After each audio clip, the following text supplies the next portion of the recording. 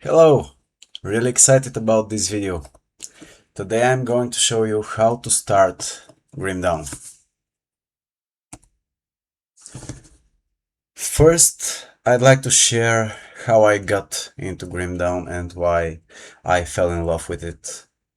I have been playing games for more than 20 years, and the games that I was most dedicated on were Diablo 2 and Dota. For me, Grimdown captures that classic LAN club feel. It has no forced meta. There are no seasons. Basically, you can start playing, stop playing for months, and when you go back to the game, your progress will be exactly where it was, and you're not missing anything. You're just playing at your own pace, and most of the Grimdown players play it single player.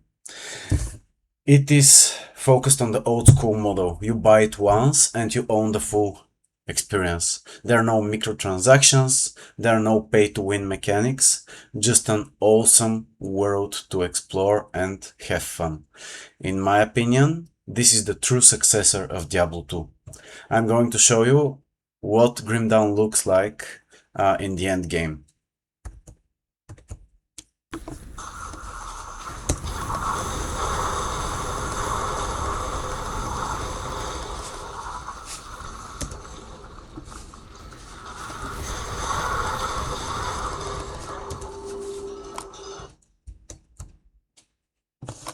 Now let's continue. Let's start with how to install Grimdown. You can buy Grimdown on Steam and on GOG.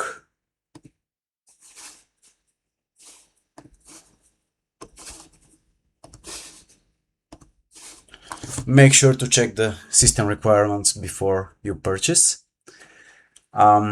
DLCs are optional expansions that add new content. And before we continue, I'd like to explicitly point that all materials here are focused on PC edition, but Grimdown is also available on multiple platforms. The first question that pops up is which DLCs to get. In the beginning, you might get a little confused. So here are 3 content expansions: Ashes of Malmut, Forgotten Gods, and Fangs of Astrakarn. All of these, they add new acts, classes, and items. When you go to the page, you can see them like this. For example, here is Ashes of Malmut, here is Forgotten Gods, and here is Fangs of Astrakarn. There is also Crucible. This is a wave-based arena mode. And there are also loyalist packs, soundtracks and items and things like this. This is the best way to support the team, but these things do not change the gameplay in any way. Basically, these are just more beautiful items, different soundtracks, and stuff like this. My recommendation is to start with this Grimdown Definitive Edition bundle. What you get is the base game, the Crucible, Ashes of Malmut, and Forgotten Gods. With this, you have tons of gaming experience on your PC, and if you like it, you can always add the Fangs of Astrakarn, and if you want to support the developers and have a slightly better experience, you can buy the loyalist packs. Here you can see the entire Grimdown content options. This is the base game. This is the newest extension, Fangs of Astrakarn, Forgotten Gods, Ashes of Malmut. Here is a loyalist packs, and so on. So my recommendation, start with the base game, including Crucible, Forgotten Gods, and Ashes of Malmut. If you like the game, buy the latest extension Funks of Astrkar. And finally, if you want to support the developers, buy the Loyalist packs and the soundtracks.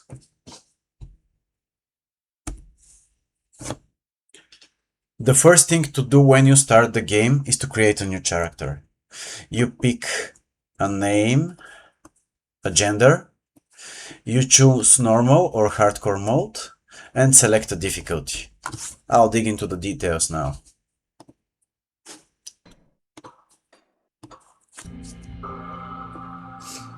This is the main menu of the game. You create a character from the button on the left. Here is the create button that you're interested in. When you click create, you're presented with a male or female option. This does not affect the gameplay in any way. It is just how your hero looks, and you can name it whatever you want. I'll name mine Test Hero. It will be a male. Now, as you can see here, you can choose the hardcore option. Do you see this little explanation here? That is permanent. I do not recommend going hardcore when you start the game, because the first time you die, you cannot use your hero anymore. Basically, hardcore is you need to go through everything without dying.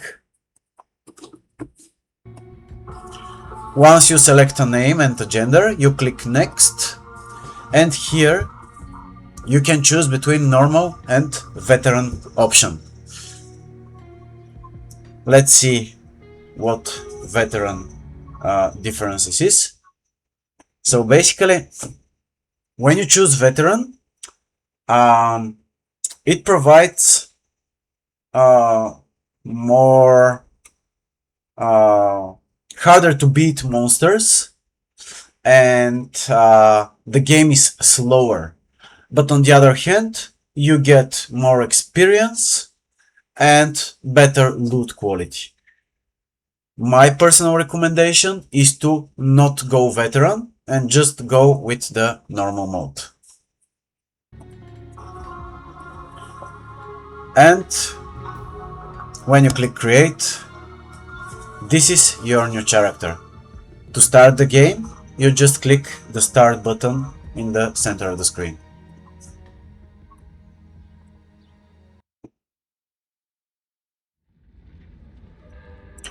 When the game starts, you are presented with a quick video introduction. You can skip it by pressing any key.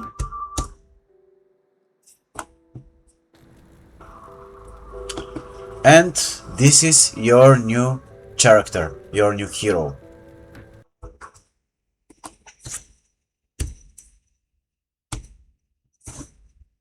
What to do when you create your first character?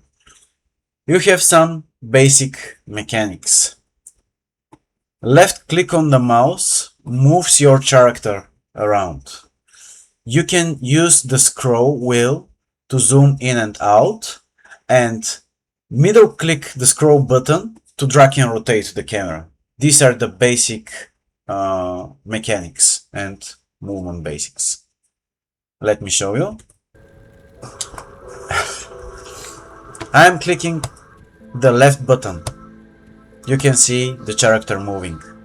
Wherever the mouse is, the character moves to this direction with the left click.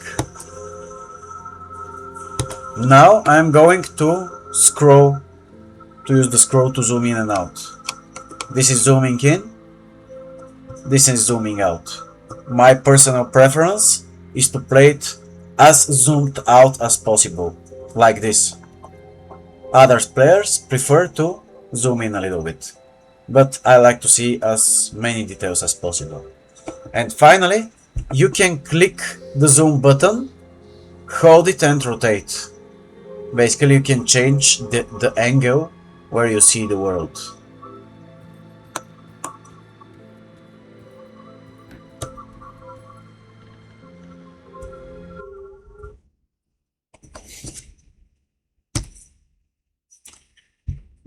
I want to directly dig into your first combat. So, a few things to note here. Left click on an enemy to attack with your default weapon. Watch the health bar. The health bar is on your left, it is in red, and basically, if it drops to 0, you die. And health regenerates. If you're in a hard combat, you need to wait for your health to regenerate and go back to fighting again. As you can see, here there are no much monsters, so we need to search for them. Now we are in some kind of town, and now we see the first monsters. See? They try to attack us. When I click on them with the left mouse click, I will attack them. See? My hero strikes. I will zoom for better perspective. Let's kill this monster. Now another strike. Strike, strike, strike, strike, strike. Yes. Now the health. I will go to another combat, and I want you to be focused on this red circle right here. This is my health bar. When I am being attacked, the health drops.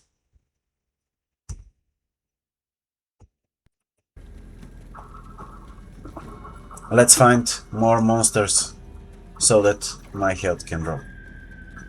Okay. Now you see, when they attack me, the health will drop. Nah, these monsters are too weak. They cannot even drop my health. Let's find some.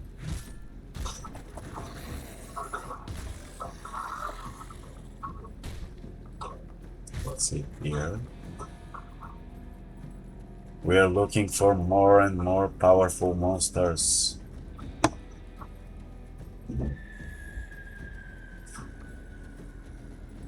Let's see if this will do the job.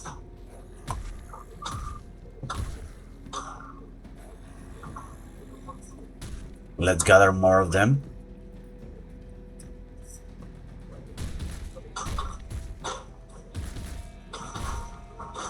You see? The drop. The health is going down. If I allow them to reach 0 level, I am dead. Now I will beat them. Just by clicking on them with the left button on my mouse.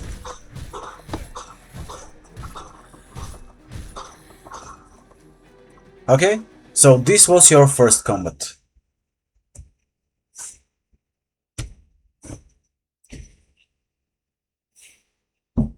Next thing, you have a map.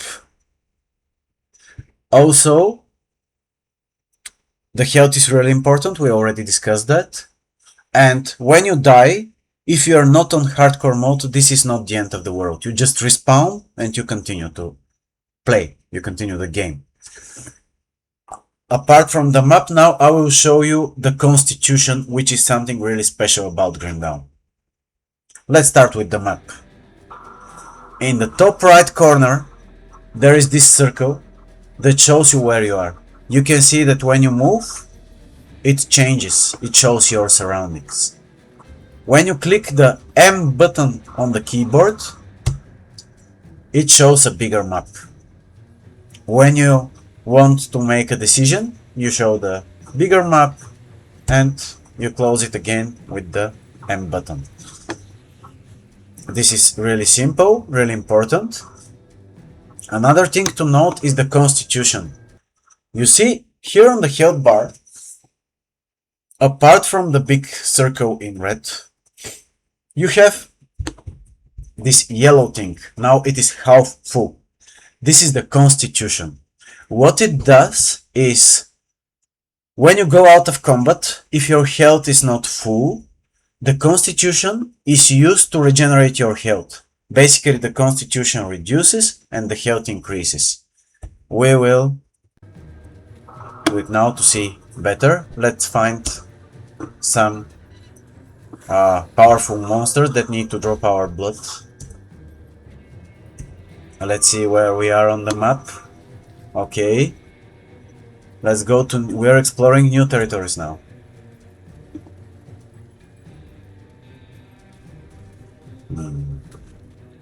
Come on. Okay. Now, we will let them fight us and reduce our health. Let's see if this will work out. No, they're busy fighting each other. Let's find other monsters. These spiders. Okay, you see the blood drops on the left. Now, when I go out of combat, you will see that the yellow liquid dropped and the health regenerated. Let's see it again. Blood health is dropping. When I'm out of combat, it is regenerating because of my constitution.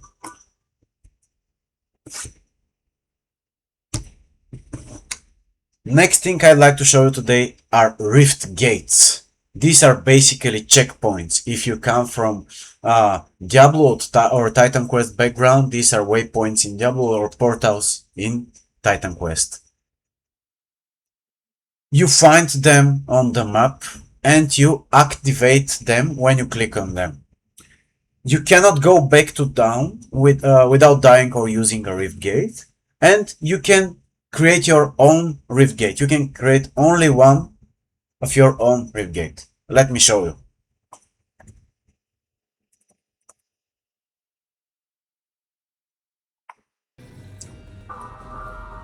So, we are here, and for some reason we want to go back in town. Just wait until I kill these monsters so they don't distract us.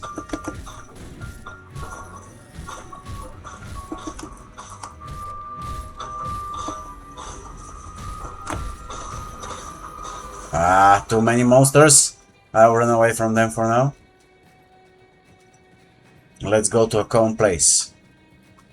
Like here. Now I will press the L button. L, like lemonade. Oh no. L. You see? You see what happened here?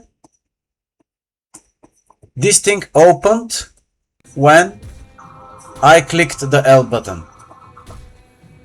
With this, I can go back to town. Now, if I want to go to where I was without the need to walk to there, I can go to this rift gate again. You can see it is this shining circle. And on the map, you can see that thing.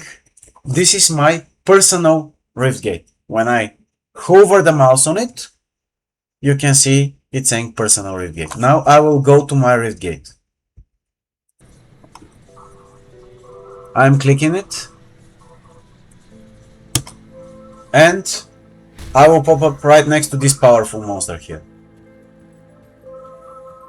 Now, you can only summon one personal rift gate. I press L again. It opened here, right? And if I press L again, it will open here, but the previous one disappears. Which means that you can have only one personal rift gate. Remember this. Apart from personal rift gates, as I already mentioned, you can find checkpoints rift gates. You search for them. Aha! Now you can see on the map there is a hint. Then in the upper left corner there is a rift gate that I can open. Let's go there. It is shining in blue and now in purple. So now I have a checkpoint here. I can return to the town. I can even exit the game. And when I go here, now I can go to the rift gate that I just conquered, that I opened. The lower crossing rift. As you can see on the map, there are many rift gates to conquer during the game. But we did our first one. So now, when I resume the game, I can go directly to this rift gate and continue from there.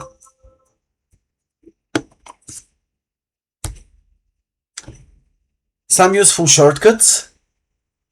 As I already mentioned, you're using M to open the world map and L to open personal rift gate. Another way to regenerate your health is to use health potions. It is done by using the R button. And with space, you can dash quickly to a direction. You can jump basically to there. Now I will demonstrate the R and the space shortcuts.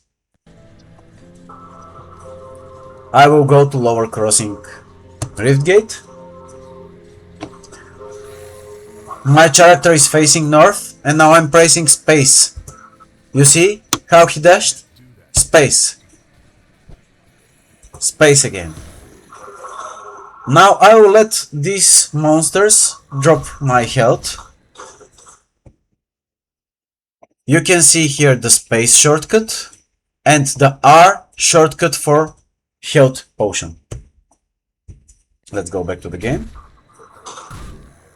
Now I will press R. Watch at the lower left. My health regenerated instantly. There is a cooldown. I cannot instantly drink another health potion. Now I will let them fight me again. My health drops. I press R and it is back. Okay, let's kill these monsters.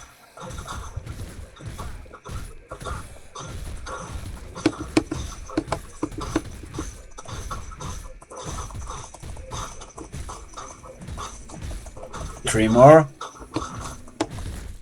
One more.